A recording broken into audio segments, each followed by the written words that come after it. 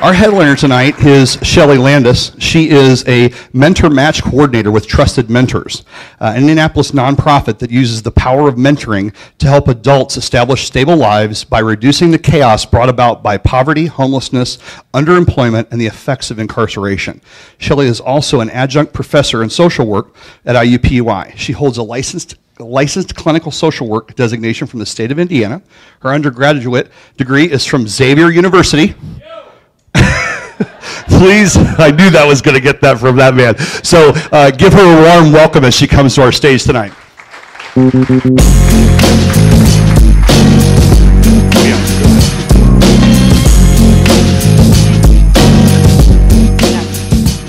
Robbie's got me.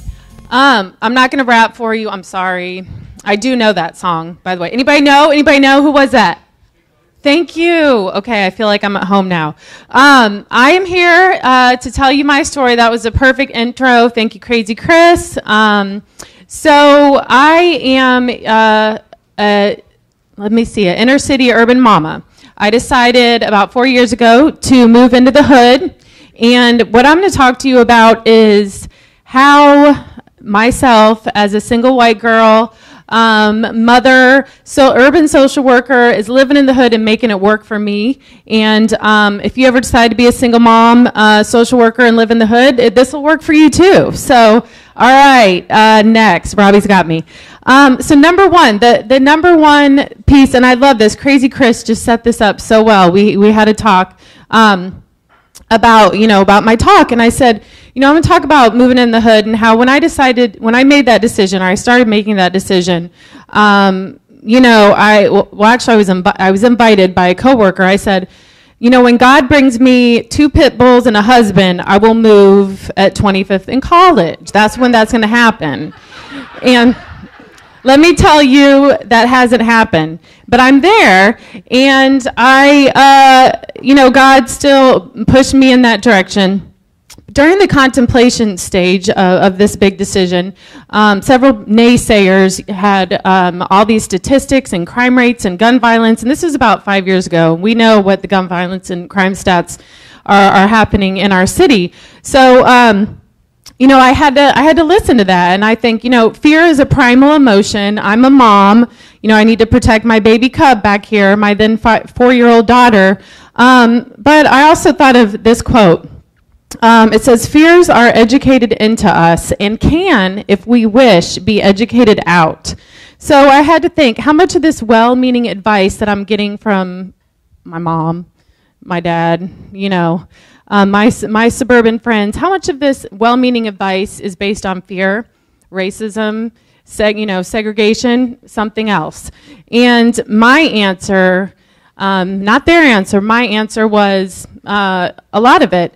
My answer was, in order to take a plunge into the urban element, I had to let go of fear. Number 2, engage your neighbors. Get to know your neighbors. So there's a quote by another musician called named Ani DeFranco, and it says, we can put a road between the houses and the highway. You can go your way, and I can go my way. And I teach a class at the School of Social Work at IUPUI, and we talk about community development, and I think of that.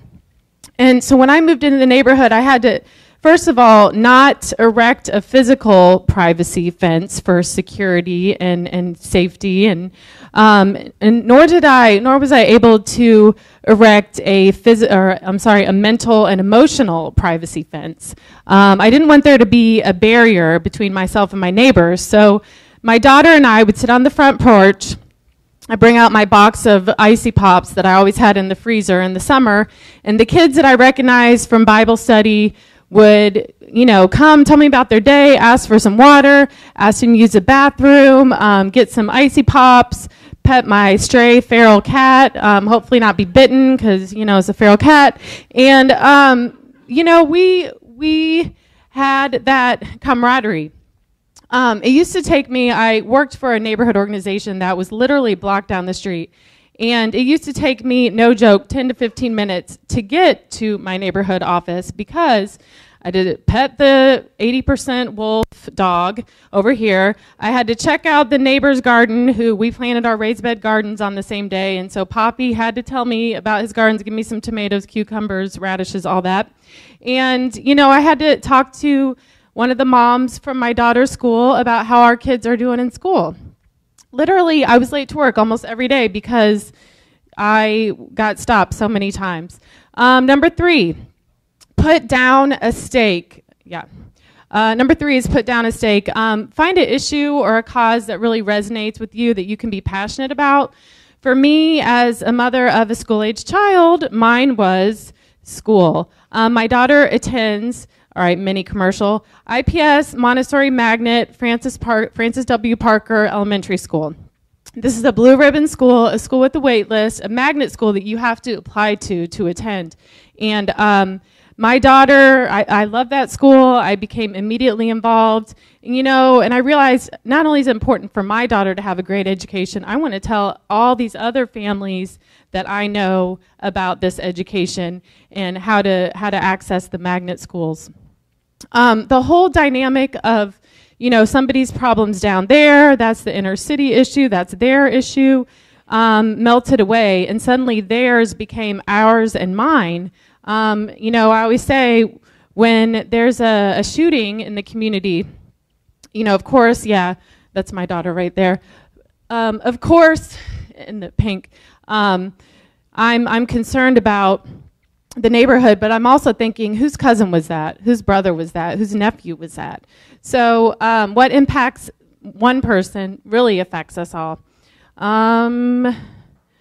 I'm going to skip that because of my time. Number 4. And this is a quote. There's an article that's actually a series of articles that's been running in the Indianapolis Star by a gentleman, his last name is King. He and his wife and his 2 teenage daughters moved to like 10th and rural area. And I was explaining to a friend about my talk. She also lives in the inner city as a single person. And she's like, oh, that sounds just like what Mr. King talks about in terms of you want to see the community, see the neighborhood with rose-colored glasses. So for me, teaching it with my students, I say you don't want to go into an urban neighborhood and, you know, see the blightedness. Actually, when I was asked to do this talk, I was like, oh yeah, show pictures of urban blight and abandoned houses and crime. And I'm like, I'm not going to show that. I want to show what I see when I walk into my neighborhood, which is I walk down the street and I see the grandma who has, every time there's a shooting or something violent in the community, she holds a prayer vigil. I want to see the neighborhood pastor who bought a house in the community, and out of this building, he does outreach 6 days a week. I want to see the neighbors who, I've known this wife because the kids go to school with me. The son's autistic. The husband's been in and out of jail, but his last time out of jail, he got his GED. He got a great job, and he's keeping his family together. That's what I want to see when I walk down my street. Number 5, be open to, this is supposed to put parentheses, snow angels. So we all remember the great polar vortex, right? Well, if you live in the hood, guess whose street doesn't get plowed? Okay. So, like, this is, you know, like, I don't know, a month after this polar vortex. No, I'm just kidding. This is actually my best friend's car who moved in with me. And I'm like, yeah, I'm glad you moved in. Good luck getting your car out. So every time I would go to work, I don't know, work, grocery store, whatever, normal things that you do with my daughter, I would end up doing that Austin Powers, you know, in the movie where he's going back and forth out of the same parking spot, like for 20 minutes. That's me. And, you know, like I moved an inch and I'm still like, what? And so I'm late to work. My daughter's late to school. You know, I'm like in tears. And the same guy, his name is Ron, always out of the blue. I mean, his house is over there. How does he know? He probably hears my car actually going.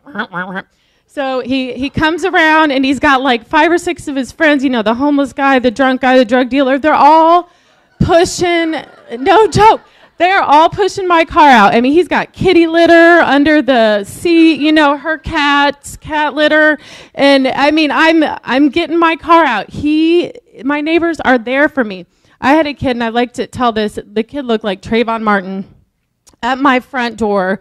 And literally, there's something in me that's like, you know, okay, I know I probably shouldn't open the door at 10 o'clock at night. This kid, I can't even see his face. He has But, you know, my daughter's like, Mommy, someone's at the door. I think I know this kid. I recognize him from Bible study. I open the door. Miss Landis, your keys are in your door. You might want these. Oh, yeah, thanks. So be open to urban angels. Yeah, I've done that more than once. Don't tell my mom. So number 6, don't go it alone. You know, if you're going to take the plunge into the urban village, have support. My support network is my church. I have friends at church that also live in the inner city. We support each other. We pray with each other. We cry. We laugh. We do Snoop Doggy Dogg with each other. And that's it. Thank you. Good job. You did awesome. You did awesome. Give her another round of applause. That was really cool. That was really cool.